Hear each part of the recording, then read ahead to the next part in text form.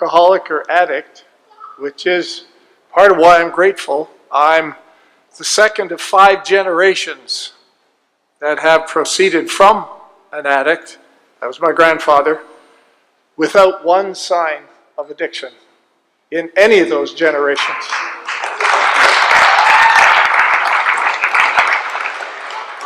That doesn't make me better than anybody, believe me. It does make me grateful, and when I'm here, I just feel that what so many of you are doing, the fight, the battle, the struggle, I just want you to know there are other generations who are going to benefit from what you're doing now. That's called a legacy, and that's worth it. Somebody's going to be thankful for what you're doing right now. It doesn't end with you. And I'm here not because I have something to say about addictions. I come here to listen because, and I've learned a ton, I really have, you are the experts. I come here out of deep respect, and I also come here to give whatever support I can because I believe in what happens here and I wanted to keep on going. And so when Peter asked me to come, here I am. I'm going to talk about what I do know. And what I do know something about is Christmas. I've studied it. Now you do too. If you live here, you know something about Christmas.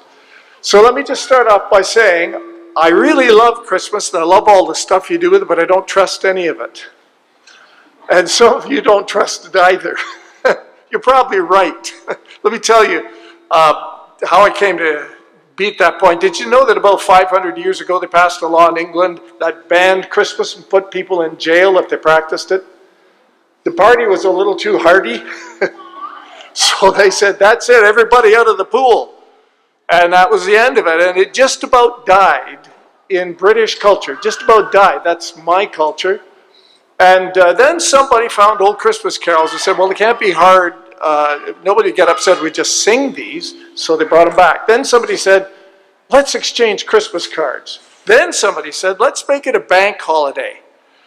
Then Queen Victoria married Prince Albert. Now, you know the fuss we make now about William and Kate and Harry and Meghan? Well, I made that fuss 150 years ago about Victoria and Albert. And Albert was German. When he moved into the palace as the prince consort, he brought a Christmas tree. Who ever heard of that? Nobody had ever seen it before. They put candles on the thing, and there it was. And everybody said, they're doing it? We're doing it. And we've been doing it ever since. Then along came Charles Dickens, who wrote a book called The Christmas Carol, and said to everybody who wasn't having a good time, you have a name. What's the name? Scrooge. Yeah. And everybody, I don't want to be that. So I'm going to smile and I'll be kind to people, be nice, I'll give things. As Dickens said, seems to be the only time in the long calendar of the year when people seem to open their shut-up hearts freely. Whoa. Okay. And then let's just add one more thing.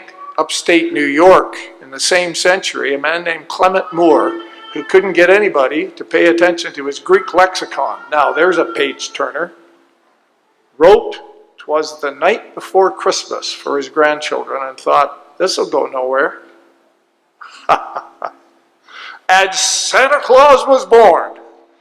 And from all of that, our own Christmas has been created, and all of the stuff that goes along with it. And the whole world is bought into it. I was in Phnom Penh, Cambodia, in, I think it was May, June. Hot. There's a Christmas tree.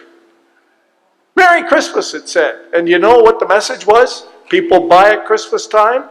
If you're buying, we're selling. It's Christmas. All over the world. The message got out. There it was. Yeah. And then somebody says, let's put Christ back into Christmas. Now, I hear what they're saying, because if you have to shovel a little bit past Santa Claus and all the rest of that to find the Jesus story there, but it's there. It's there for sure. My problem with that whole let's put Jesus back into Christmas is that I want to look at him and say, which one? Which Jesus are we talking about here? And what kind of Christmas are we talking about here? Because did you know that Christmas Day in the church's calendar is not a day for rejoicing, it's a day for repentance and preparation for the wait, not for his first advent, but for his last one. And the recognition of the struggle that goes in between the two. That doesn't show up in your Hallmark card.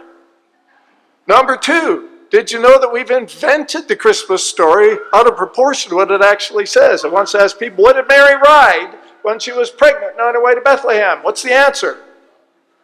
Yeah, it doesn't say that. Where'd you get that from? If anything, the donkey was probably carrying all her stuff. And poor Mary, 9 months in, is a walker. How many wise men were there? Nope. That said there are 3 gifts. It could have been 45 wise men. I don't know. It says there are 3 gifts. We infer 3 wise men. There's nothing wrong with that. But I just want to point out that even when it comes to the Jesus story, we've got a lot of stuff there. For instance, this is a celebration of Jesus' birthday. No, it isn't. It's a celebration of the incarnation of God. God come in human flesh. Flesh and spirit come together. Man, can that actually happen? And it's been revealed to us as though there was something you weren't going to figure out on your own. So when I hear all of this stuff, I'm saying, hold it just a minute. Could we get back? Could I just have another look at this? Which is why I want to share a few words about the hard side of Christmas, not because I'm mean, but because I want you to see what the story actually says. It starts with what I will call the big hats. I'm going to talk about the big hats and bare heads, okay? The big hats are the people with power. And in Jesus' day, the big power then was called Rome. It was probably number 5 in a line, and all of them just exchanged the desk and started dealing the number to the people. And so the Christmas story starts with a decree went out for Caesar Augustus, who headed the Roman Empire, that all the world should be taxed. Man, I bet Ottawa wishes it could do it that far and wide. All of them, everybody, up and back to your former home. Boy, the tourism industry loved that one. And so 2 of the bare heads, Mary and Joseph, find themselves on the road to pay yet another tax, because they are not the powerful, they are the people who do all the living, dying, and paying. And there they are. Who did God choose for the birth of his son? The big hat, in whatever expression you want, or the bare head? He chose a dirt poor couple who haven't got anything to recommend them except 2 things. A woman who says, do it your way, God, and a man who says, let me know and I'll move when you tell me. That's the only thing they contribute. They've got nothing else.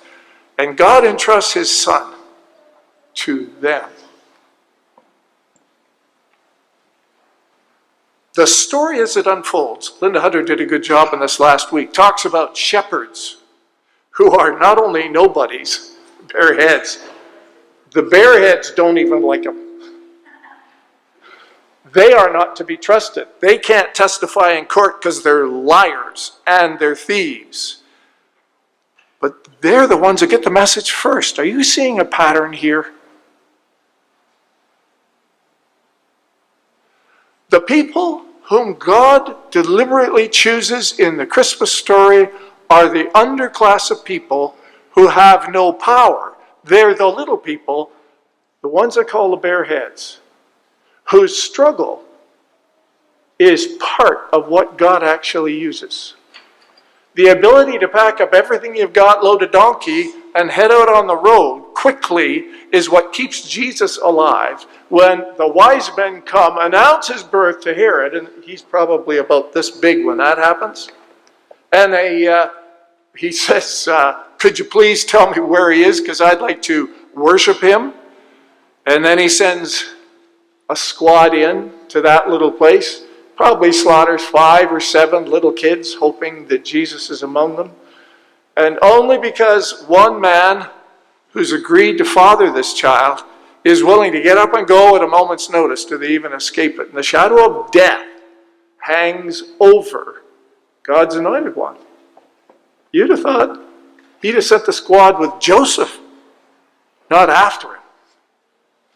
But all he needed was one man who'd say, yeah, I'm leaving, when God says go.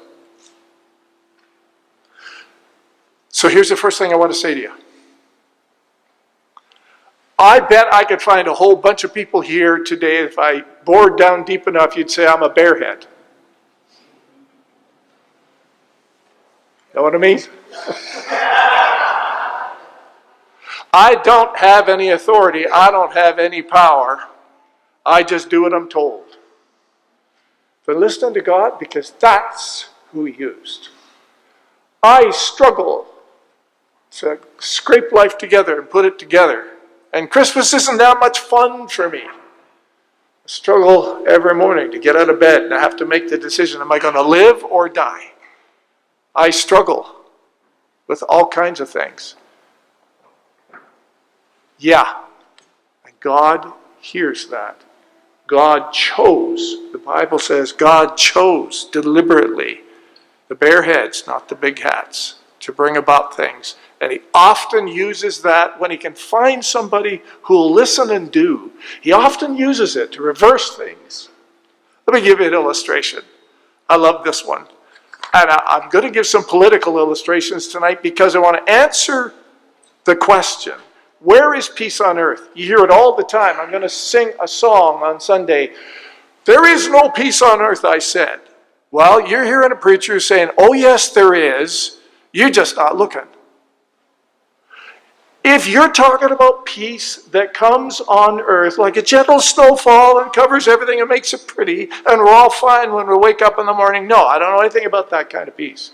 But if you're talking about the peace that landed on the ground in the birth of Jesus Christ, in which God said, I'm calling my people to me, it's on.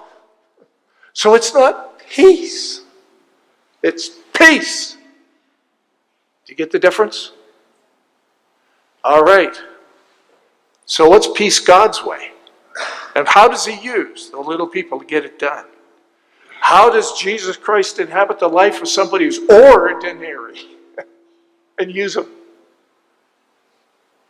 Early 2000s, in the nation of Liberia in West Africa that has not shown up in the news for quite a while. Liberia exists because people repatriated slaves after slavery was ended, and took people who were born and raised in England and put them back in Africa and figured, well, that's done. Okay. But in Liberia, there had been 14 years of civil war based on the struggle for the leadership of the country. And in the process of that, there's usually one thing that emerges, and that is the death of a whole swath of men. Now, there's a lot of women who wind up raped. But there was a whole lot of men that wound up dead, which is why in the political movements of today, you see a lot of women involved. They're the only ones left standing. They're raising the kids, they're paying the bills, they're tilling the fields, and they're getting involved in politics. Around 2005, there was an election coming up, and one of the women who'd lived through all of that horror, and herself was dealing, as so many women were, with post-traumatic stress disorder and all the rest of that stuff, said, not again. It's not happening. And a nobody, a barehead, got together with a whole lot of other women, and most of these women are Christians, got together with them and said, we're going to have a chat with our politicians, and did so. And got a peace conference going. Got a president who was willing to take steps to make for peace in the country. Things looked pretty good. Then came up another election, and it went back to the same old sorry story, which is, I need to be elected. If I'm not, I'll start a war. Forever and ever, amen. Name me the number of times we've heard that. And the women said, the story isn't over, stay with me. Not again. Only this time, they went to a field outside the government house. So there's a walkway, and the president walks into the government house every day. And they filled it up with scores. I saw a picture of this. I saw at least 80 women who laid down their mats, laid down in that field from sun